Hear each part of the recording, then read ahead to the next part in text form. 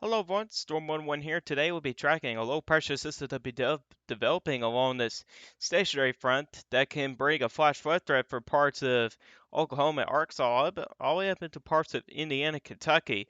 That same system, as it rides up along the front, it will develop a winter storm threat for parts of the Northeast as well. It could also bring along a little bit of ice as well.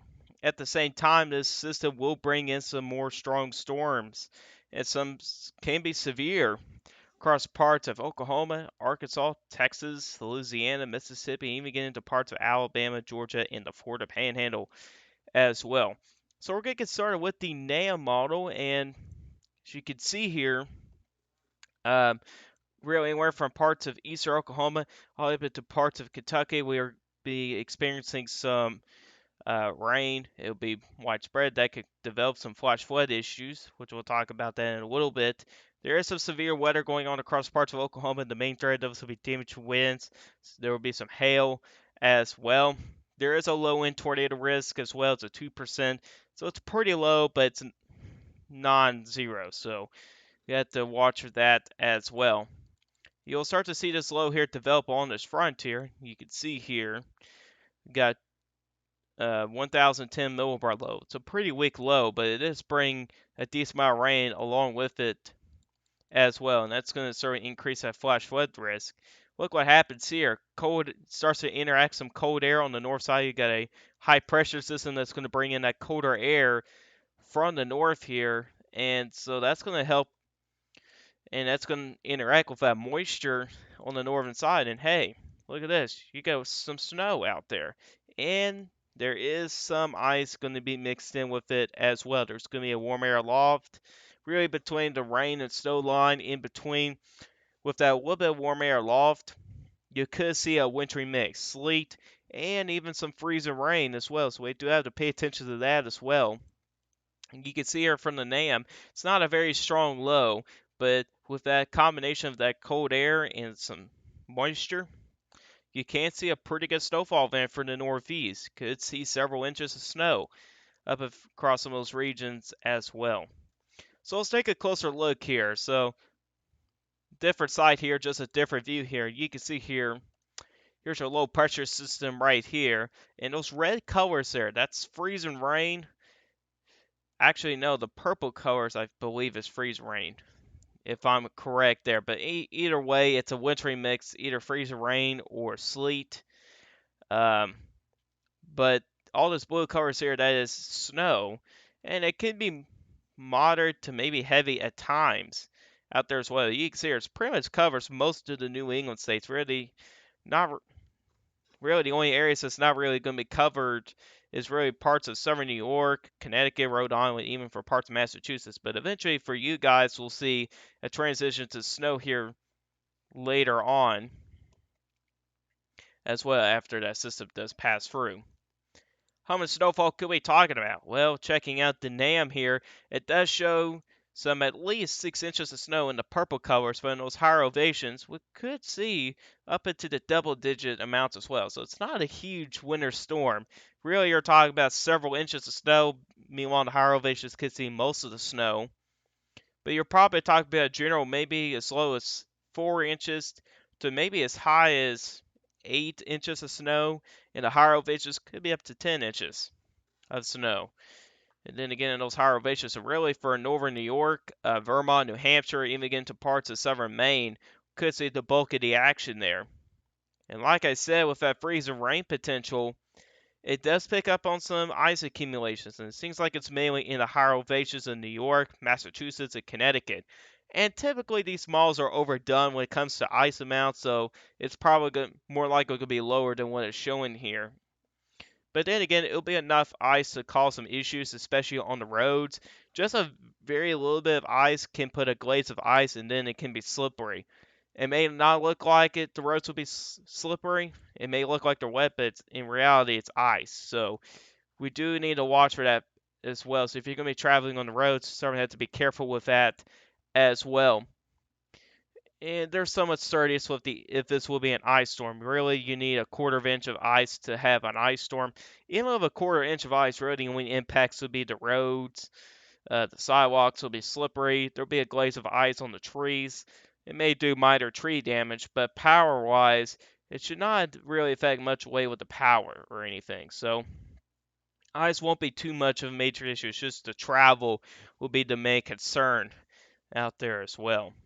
And here's the high-risk NAM, and it shows that very similar thing here. You got that freezing rain and sleet line going on across these regions here as well, and some of them could see some decent ice accumulations. And meanwhile, just to the north of that, just a random moderate to heavy snow for some of those areas. And here's the snowfall accumulations, and I'll say this is overdone in the higher elevations. You can see here shows 2 feet of snow in some places. I don't think we'll see 2 feet of snow, but I think it's a good bet the lower elevations could see anywhere from 4 to maybe high as maybe 7 inches of snow, 4 to 7, maybe as high as 8 in some places. It's just a higher elevations that could get close to that foot mark. I don't think we'll see at least a foot of snow. That'd be very isolated. It's got a spot of 30 inches in some of those higher elevations in Vermont and New Hampshire as well. And then again, like I was mentioning with that ice potential, you can see here where it's a little bit more high res. It can get those higher elevations a little bit better, and then again, it'll be overdone, but it'll be enough ice to cause some issues out there as well. Mainly travel. You'll definitely notice on the trees and the bushes, maybe even the grass, we have a little cover of ice on there as well. Checking out the HER model, and then again, it's a very similar thing. So it is a pretty high confidence forecast here. It's not a whole lot of uncertainty with this here. I'm also in a pretty good agreement. And here's the snowfall maps from the HER, and pretty similar to the other models. Higher elevations will expect most of the snow can be up to 10 inches, maybe maybe up to a foot in some places in those higher elevations. Meanwhile, lower elevations could be anywhere from 4 to 8 inches of snow in those lower elevations as well. And checking out on those freezing rain accumulations, I think this is a little bit more accurate here. And you can see here, not a lot of ice out there, but it will be enough, and again, to cause some issues out there as well. Checking out the rapid refresh, well, not the rapid refresh, but the high-res Canadian. This has been a pretty decent model last year. It's a pretty decent model to use during the winter, so we'll be using it for this one. And then again, it's very similar to the other models. If we do check out the snowfall accumulations, you can see here pretty much the same thing like the other one show. Really, so really, generally, this can be a pretty good winter storm or a pretty good snowfall event for parts of New York, Vermont, New Hampshire, parts of Maine, even for parts of Massachusetts as well. This could be a pretty good snowfall event for you guys.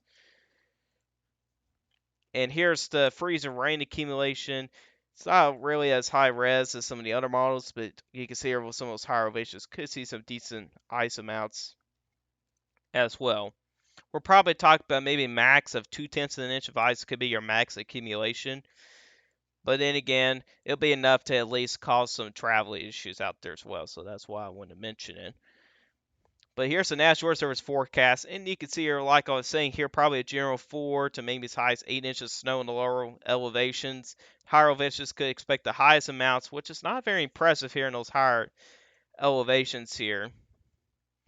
But you can see here, either way, it's going to be a pretty good swath of snow for a lot of these folks up here. I mean, at least 4 inches of snow, I'll definitely take that as well. So really for parts of New York, Vermont, New Hampshire, southern Maine, maybe getting to parts of northern Massachusetts, hey, you guys can see a pretty good winter storm out of this. And again, at least 4 inches of snow seems like a pretty decent bet for a lot of you guys. So enjoy it while you can. We may have another update on this on the next video. This event will start tomorrow, and I believe it's supposed to last for maybe 2 days, if I'm correct. It's supposed to last for 2 days. So snow begins to arrive tomorrow afternoon on Saturday, and it looks like some of the remains could linger into Sunday morning. So really, pretty much most of the day on Saturday into Sunday morning looks to be your time frame with that snow. So It'll be a pretty good weekend for some of those kiddos out there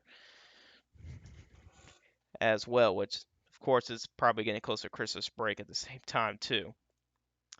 Winter storm is not the only threat, even for the ice. It's not only that, we got that severe weather potential. So this is for the rest of today. You got slight risk of severe weather for southeastern Oklahoma. You got a marginal risk for western Arkansas, all of southeastern Oklahoma, even getting down to parts of central Texas. Low end tornado threat, then again, it's pretty low, 2% chance. Damage winds and hail should be your main threats of those storms. Then on day 2, you got a large marginal risk area anywhere from southeastern Texas to Louisiana, the southern half of Mississippi, Alabama, even get into the Florida Panhandle and southwestern Georgia.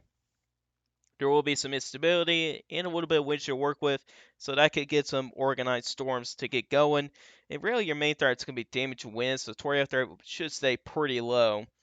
The wind shear won't be very impressive out there. It'll be the instability that will help to increase that severe weather potential out there as well. Then really by day 3, we're not expecting any severe weather on that.